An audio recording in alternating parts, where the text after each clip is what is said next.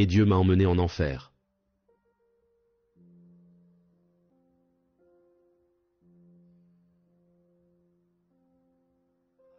Je m'en souviens encore aussi clairement que le jour. J'étais là-bas en dessous, les gars. Il n'y avait que des ténèbres. Le bruit est si fort qu'on dirait un train. Ça résonne comme une tornade. Je ne sais pas comment le décrire autrement. Vous pouvez entendre le claquement. C'est juste que c'est si fort. C'est si effrayant. La peur est dans l'environnement. C'est dans votre être. C'est tout autour de vous. On ne peut pas y échapper. Vous êtes isolé. Vous n'avez pas le confort de savoir s'il y a d'autres personnes autour de vous. Vous êtes isolé. Vous ne pouvez parler à personne. Vous savez que vos prières ne sont pas entendues. C'est effrayant. Tu sais que tu appartiens à cet endroit. Et Dieu a dû me montrer que c'est là que tu vas finir si tu continues à faire ces choses.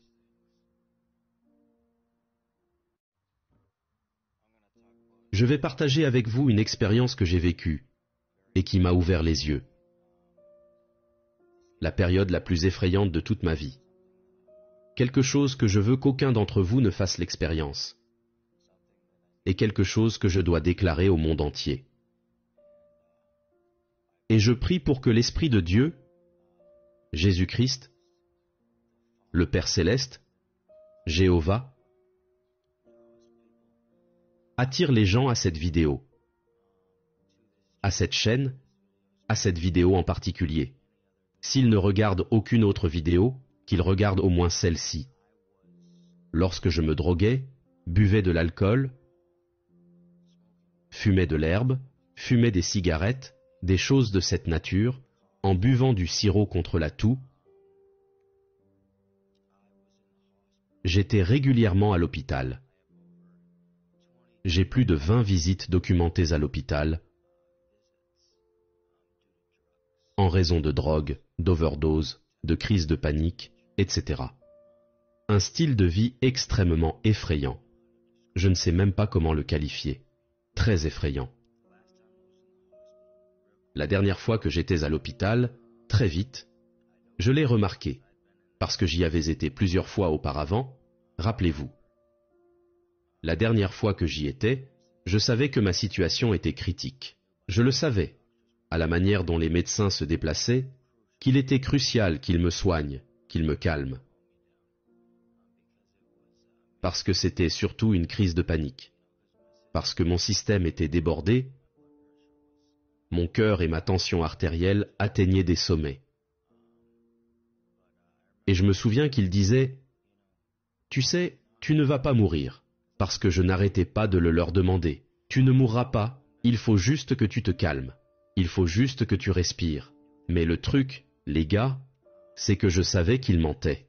Et qu'il essayait juste de me calmer, parce que si je ne me calmais pas, là, il n'y avait aucun médicament qu'il pouvait me donner pour me calmer.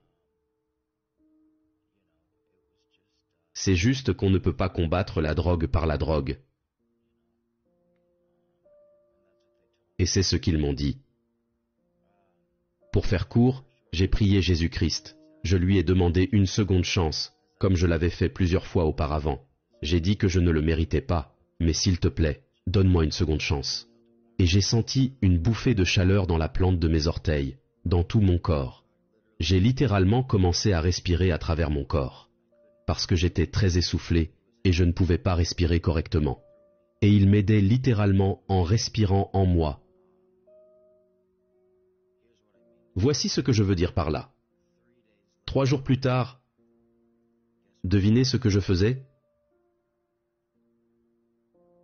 Je buvais et je fumais à nouveau. La nuit où je suis revenu à ces trucs-là, après que Dieu m'ait sauvé, je me suis évanoui. Et Dieu m'a emmené en enfer.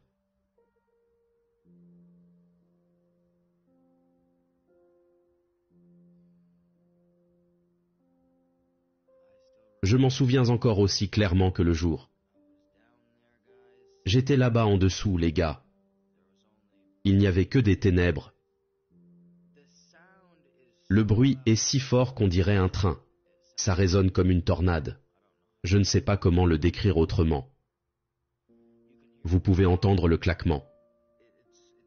C'est juste que c'est si fort. C'est si effrayant. La peur est dans l'environnement. C'est dans votre être. C'est tout autour de vous. On ne peut pas y échapper. Vous êtes isolé. Vous n'avez pas le confort de savoir s'il y a d'autres personnes autour de vous. Vous êtes isolé. Vous ne pouvez parler à personne. Vous savez que vos prières ne sont pas entendues. C'est effrayant. Tu sais que tu appartiens à cet endroit. Et Dieu a dû me montrer que c'est là que tu vas finir si tu continues à faire ces choses.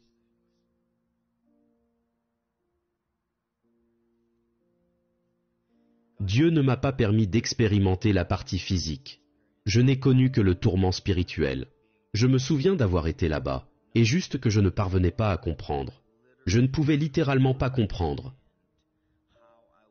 comment j'étais encore en vie, avec autant de tourments mentaux.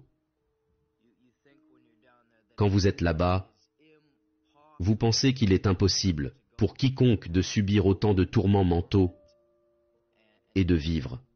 Je n'arrivais pas à comprendre. J'essayais si fort de comprendre. Pourquoi je ne suis pas mort? Pourquoi ne suis-je pas mort? Mais je savais que j'étais en enfer. Je n'ai pas dormi toute cette nuit-là. C'était une autre réalité. Et je me souviens d'avoir pu ressentir pleinement le fait d'être dans mon corps. Je me souviens aussi d'avoir pu m'observer moi-même. J'étais tellement tourmenté, les gars. Mes bras étaient les bloqués à mes côtés comme ça. Mes épaules se sont courbées et je me balançais de part et d'autre, violemment. Ce n'était pas une bonne illustration. C'était beaucoup plus rapide que ça. Balancer juste de part et d'autre. Je me balançais violemment parce que j'étais tellement tourmenté. Je ne comprenais pas. Je ne parvenais pas à comprendre. Comment un être humain pouvait éprouver autant de peur? Tu ne penses même pas à comment tu peux t'en sortir. Tu sais que tu es là pour toujours, et que c'est la finalité. Je sais que si je continue à boire, continue à fumer, continue à regarder de la pornographie, que j'irai en enfer. Nous avons tous péché et sommes privés de la gloire de Dieu. Nous devons confesser nos péchés. Nous devons nous en détourner avant qu'il ne soit trop tard. Je serai mort dans mon péché. Je serai allé en enfer. Mais vous savez, Dieu est miséricordieux. Il m'a donné du temps. Mais vous ne savez pas quand c'est votre heure. Et quand vous êtes mort, vous vous présentez directement devant Dieu, juste devant Dieu, et vous êtes jugé, le paradis ou l'enfer. Il est réservé à l'homme de mourir une seule fois, puis le jugement. Une fois pour un homme de vivre, puis de mourir, et ensuite le jugement. Tenez compte des paroles de mon témoignage. Pour tous ceux qui regardent, croyez en Jésus-Christ et changez de vie. Laissez l'Esprit de Dieu vous changer et vous purifier de tous vos péchés. Il va vous aider. Il est dit qu'aucune tentation ne vous arrive, qui ne soit commune à l'homme. Dieu est fidèle. Il ne permettra pas que vous soyez tentés, au-delà de vos capacités à supporter. Mais dans la tentation, il fournit un moyen d'échapper. Il n'y a aucune excuse. Pornographie, masturbation, boire, fumer, quoi que ce soit. Vanité, égoïsme, manque de pardon, toutes ces choses doivent disparaître pour que vous puissiez entrer dans le royaume de Dieu. Maintenant que vous avez entendu la vérité, c'est à vous de décider ce que vous choisissez aujourd'hui. La Bible dit de choisir aujourd'hui celui que vous allez servir. Allez-vous servir le monde? Allez-vous servir l'argent? Allez-vous servir les voitures? Ou allez-vous servir le Seigneur Jésus-Christ? Vivre pour Dieu et apprendre à mieux le connaître, apprendre à mieux connaître son Fils, et rechercher une relation avec lui. C'est sérieux, les gars. C'est le paradis ou l'enfer. S'il vous plaît, écoutez ce que je dis. Ne remettez pas cela à plus tard. Donnez votre vie à Jésus-Christ maintenant.